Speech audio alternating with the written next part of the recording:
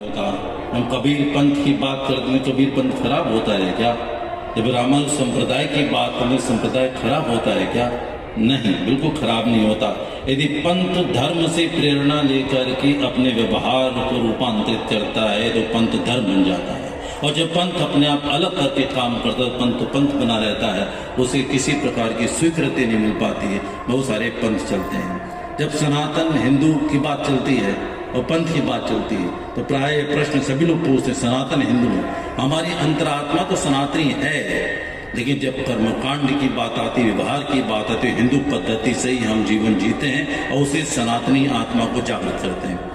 जो पूर्वजन और पूर्वजन्म की संस्थाओं में विश्वास रखे वो सनातनी धर्म है, हिंदू धर्म है। और जो नहीं विश्वास करता वो मजहबी हो सकता है, पंथ हो सकता है, कुछ भी हो सकता है, उसको हम नकारते हैं, उसको स्वीकार नहीं करते हैं। ये बहुत बड़ी विशेषता है। और जब पूर्वजन्म पुनर्जन्म की संस्थाएं विकसित हो जाती हैं तो वहीं से विकसित होता है एक दीर्घकालिक चिरकालिक परंपरा का विश्वास जागृत होता है।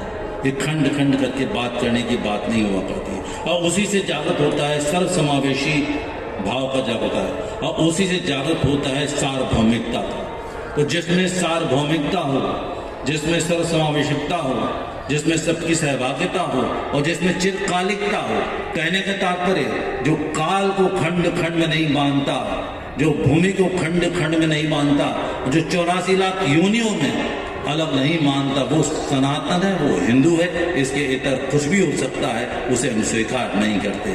धर्म और पंथ की बात इंडिया हो ही नहीं सकता, भारतवर्ष। ये तो आरोपित शब्द हमारे पास में है।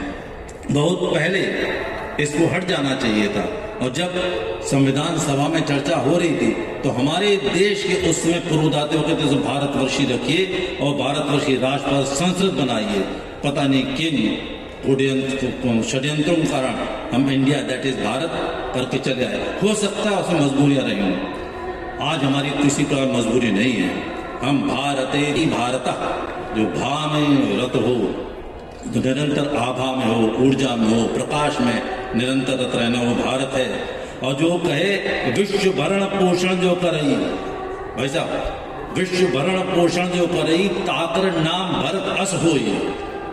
ये कितना बड़ा लक्ष्य रखा था भगवान तुलसीदास ने भरत का नाम रखते हुए।